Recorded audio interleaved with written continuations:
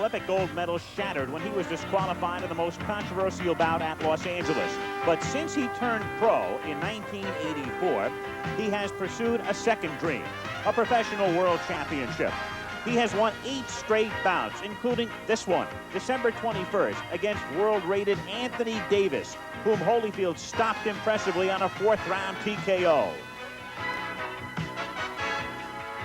Today, Evander Holyfield is just one fight away from becoming the first member of the 1984 U.S. Olympic team to fight for a world title if he beats Chisanda Mutti, the British Commonwealth Cruiserweight champion, who himself fought for a world title last October against unbeaten Leroy Murphy, the IBF Cruiserweight champion.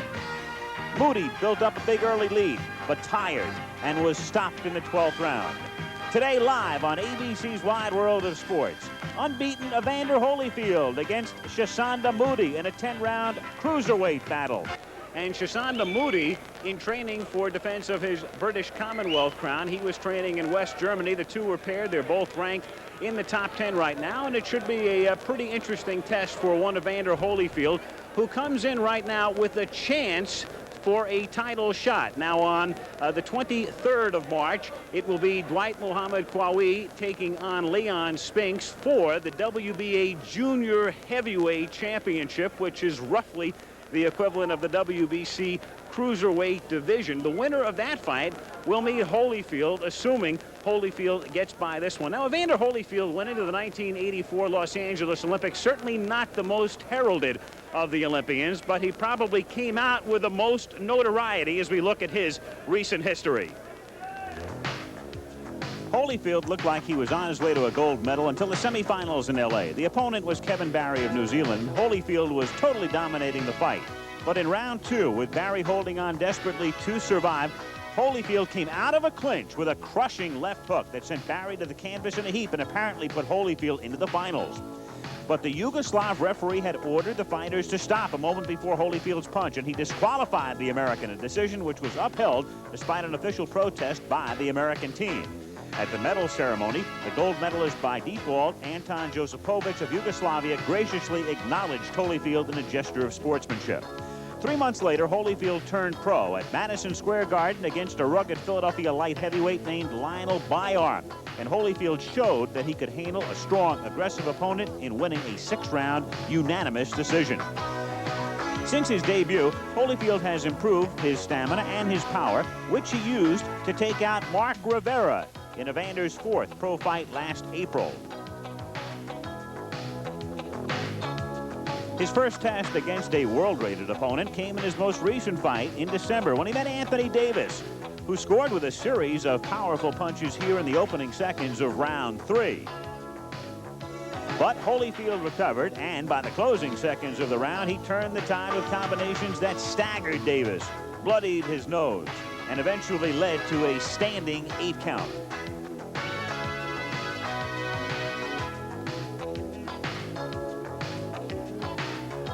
In the next round, Holyfield jumped on his opponent from the opening bell, eventually scoring an impressive TKO victory. We asked Holyfield how he would grade his performance thus far in his pro career. Well, I would give myself more like a B, like that, because I don't think I could ever become an A till I finish. You know, when I retired, then I can look back and say, yeah, I was an A. But, you know, as long as I'm in this boxing thing, I got to keep myself on the level of B. And that means I got to get better each fight. Well, I'm delighted to be joined by our new boxing analyst, Alex Swallow, who made his debut a couple of weeks ago. And Alex, not only have you followed professional boxing, but amateur boxing through the years, you've watched Holyfield since early on in his amateur career. He now has a chance to become the first of the Olympians to fight for a world title. Is he ready this fast? Well, Al, boxing old-timers would be horrified to hear of a fighter fighting for a world title in his 10th professional fight.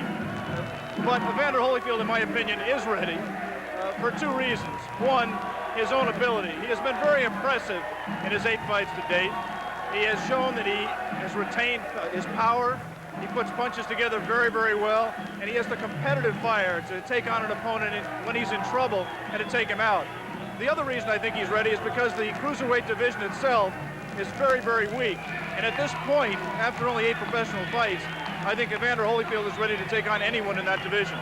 Well, Chisanda Mutti, the man he's taking on, almost held the crown, and it's only because of very bizarre circumstances that he is not the champion right now. There are very few circumstances more bizarre than when Chisanda Mutti fought Leroy Murphy for the cruiserweight title last October. This is action from round 12. Watch the right hands of both fighters. Right there. They both landed simultaneous right hands, and they both go down to the canvas. This has the potential to be a double knockout. Referee Larry Hazard comes in, and he is counting for both fighters. The fighter that gets up and beats the count will be champion. Here he's counting. Murphy gets up. Hazard moves to count for Chisanda Mutti, and Murphy was the champion. Mutti lost his title shot. He's back here looking to get that title shot back by beating Evander Holyfield today. Holyfield, 23 years old, Mutti, 28. The weight disparity there, Holyfield 184.5, Mutti 192, and a 2.5-inch reach advantage for Holyfield. Alex, how do you see this fight going? Well, I think, Al, that Holyfield is just too strong and too quick for Mutti. I would expect him to put pressure on from the opening bell, try to relax, try to pace himself. His trainer, Lou Duva, and George Benton, the other co-trainers, have been trying to work to get Evander's defense better. He is easy to hit. Sometimes he concentrates so much on his offense that he forgets to move his head. So I think a thing to watch for in this fight is, has Evander improved his defensive ability enough to be able to challenge for a world title? A loud and a boisterous and obviously a partisan crowd. I think you could hear the strains of Born in the USA as the backdrop for our scene set, as has been the case with all of the Olympians. So many fans have followed their professional careers. They've been greeted warmly, toasted wherever they've been, and here we go as Evander Holyfield tries to stay unbeaten, tries to increase his record to 9 victories and no defeats against Mutti, who is a reported 28-5 with 2 draws.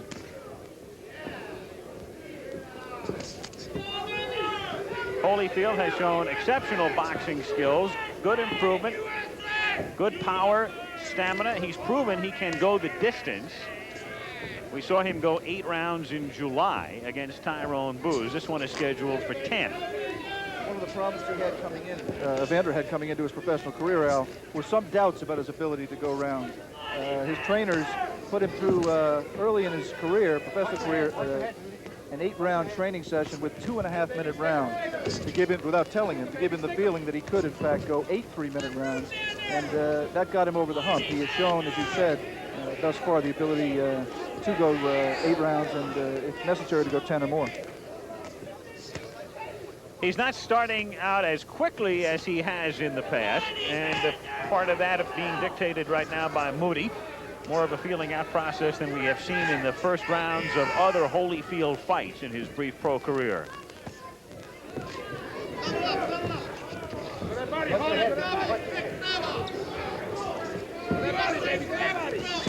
Halfway through round 1 in Lancaster, Pennsylvania.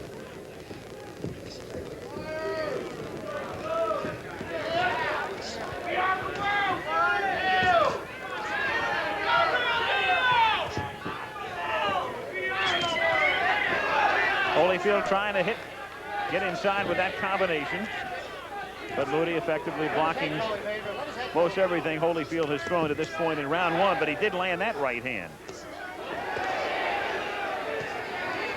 That right uppercut that Evander landed a few seconds ago, Al, would be a good weapon for him to try again. Mutti is open right up the middle. And a left followed by a right hand as he has Mutti backing up. Round 1 scheduled for 10. See Holyfield trying that jab. Duva and Benton, his trainers, want him to work behind the jab. He's gotten a little bit KO conscious, and he's forgotten the jab, which was a very powerful weapon for him as an amateur. They want him to get the range with the jab and then let his combinations go. And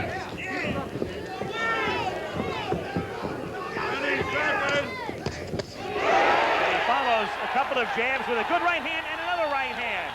Another right scoring here in the waning seconds of round 1. Under 10 seconds to go in the first of the scheduled 10-rounder. An impressive finish to round 1 for Evander Holyfield. Pennsylvania, 5-point must. Standing 8 count at the referee's discretion. Doctor can stop the fight at any time. And the 3 knockdown rule is in effect. 3 times down in the round and you're finished. Holyfield, who had a good spurt early in round 1 and finished strong in round 1, in the second round now against Chisanda Mutti, originally from Zambia, now fighting out of Dusseldorf, West Germany.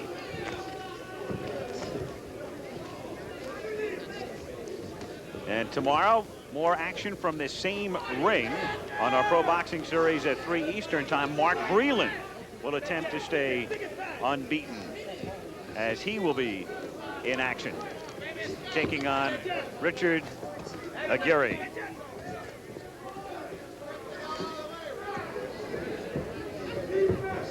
Holyfield taking his time. He's really waiting for Mutti to punch, trying to create some opportunities for himself. He might try to move side to side to create his own angles to land punches. Put the right hand into the body.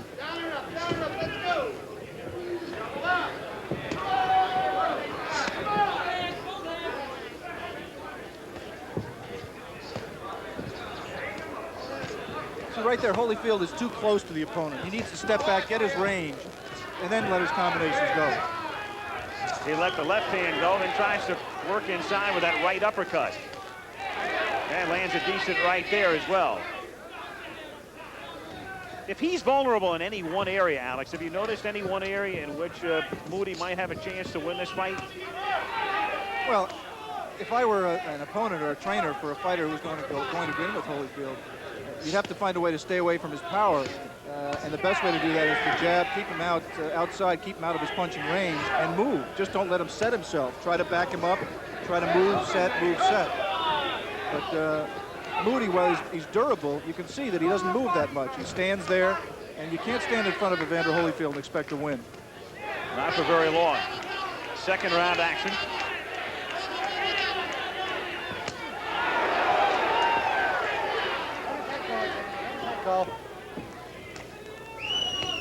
Final half minute of round 2. Evander Holyfield 8-0 as a professional with 5 knockouts. The bronze medalist in the light heavyweight division at the 1984 Olympics under most unusual circumstances. But a man who has made solid and steady progress as a pro and hopeful of gaining a title shot. End of the second round at hand. Evander Holyfield in the white trunks against Chisanda Mutti in the black trunks in a 10-round cruiserweight confrontation. Mutti, the British Commonwealth cruiserweight champion, and Holyfield, who is now ranked 10th by the WBC in this division and 8th by the IBF, a little more than a year into his pro career. And again, Evander Holyfield with a title shot imminent if he wins this one. Then later this month, Dwight Muhammad Qawi meets Leon Spinks for the WBA Junior Heavyweight Championship, roughly the equivalent of this division in the WBC. And the winner of that fight would meet Holyfield for the title, probably in June or July.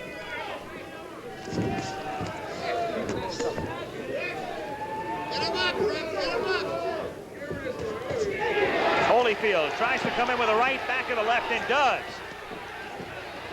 A couple of left hooks, another right hand. And Mutti in danger. Mutti absorbing another right hand. Mutti backing up. Holyfield still stalking him. Mutti for the moment weathering that brief storm, but another good right hand got in between the leather.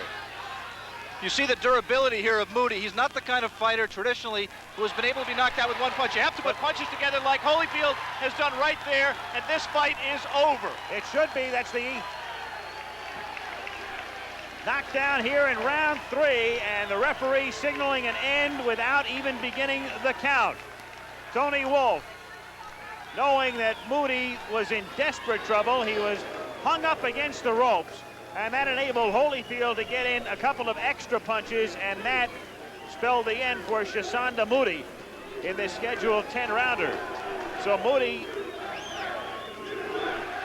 comes across the ocean to Lancaster, Pennsylvania to accept this confrontation with Holyfield and winds up flat on his back as Evander takes a step toward a title shot with an impressive third-round knockout victory over Chisanda Mutti. Evander Holyfield now with a mark of 9-0, 6 knockouts. We want to alert our local stations. We will be taking a station break for you momentarily. Mutti has gotten up. They have put him on the stool. And we'll take a look at the replay of the knockout, third round. An accumulation of punches, really. The right hand there was the one that did the final damage that put Mutti over the ropes. Referee moves in there, maybe a punch late, takes Holyfield away, and as you said, Al, doesn't even bother to count, fight's over. So Holyfield is the winner, and we'll be back with more of ABC's Wide World of Sports right after this word from your local station. So how did you feel then coming out for round 3? Did you anticipate the end at hand? Well, I didn't think it was going to end, but I started hitting the guy with the body shot early in that round, and he started dropping his guards, and that's when I was able to get a left hook and right hand behind. We'll take a look at this knockout right now, and let's talk about also the title shot that's coming up for you. Do you feel ready for it? Well, I'm more than ready for it. I got my mind together. I got my belief. You know, I accept the Lord Jesus in my life, and so that's the strength of my life, accepting the Lord Jesus. This was the end of the fight, which came right here, and little doubt in your mind, I'm sure the referee made the right decision in not even beginning the count there. Yes, he made the right decision because the guy, he really was out. He was halfway out on the rope, but I wanted to make sure he wasn't going to get back up and start protecting himself, so I hit him with a couple more shots to finish him off. Generally, are you pretty happy? Have things gone as you had planned and had hoped at the beginning of your professional career? The thing is that thing is progressing a lot faster than I thought it would, but with the competition and the way I came along, it's jam up. Now, obviously, you will watch with great interest when Kwawi meets Spinks. So would one man be better suited for you than the other? Well, I figure, really, I think Spinks would be better for my style because Kwawi, he bobs a lot, and which that's a little problem I'm working on, working with shorter guys that bob a lot. Okay, we congratulate you, Evander, and right now we're going to take a look at World Cup Boxing, which was taped earlier in Seoul, Korea. Al Troutwig was there along with Alex Swallow.